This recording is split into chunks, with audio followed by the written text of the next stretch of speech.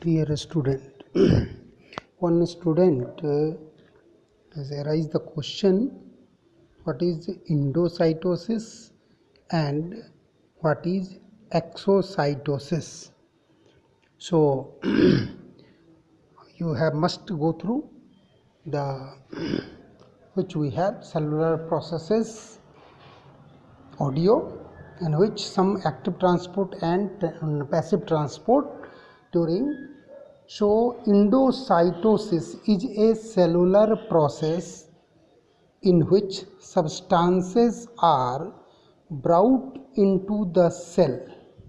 The materials to be internalized is surrounded by an area of cell membrane. During internalization, buds off inside the cell to form a vesicle. Actually, vesicle is a membrane bound sphere that is formed by the outer side of the plasma membrane from the surrounding area. That means the outer area or outer surface of the cells that form the vesicles should go inside the containing material. So these vesicles containing ingested material. So again I am repeating you these. Endocytosis is a cellular process in which substances are brought into the cell.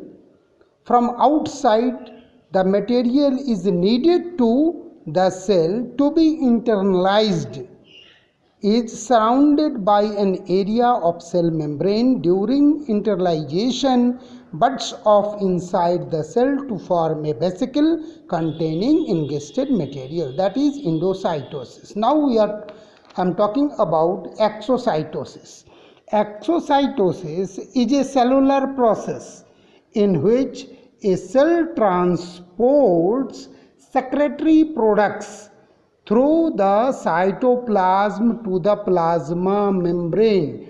Those secretory materials are packed inside the vesicle, and these vesicles comes to near the plasma membrane from inner sides and exit out the inside material from the cell. That means endocytosis, some materials needed to inside the cell that should come from outside to inner side, and exocytosis means the inner substance that should be excreted out through a vesicle, that is called the exocytosis. So this is all about the endocytosis and exocytosis. Okay.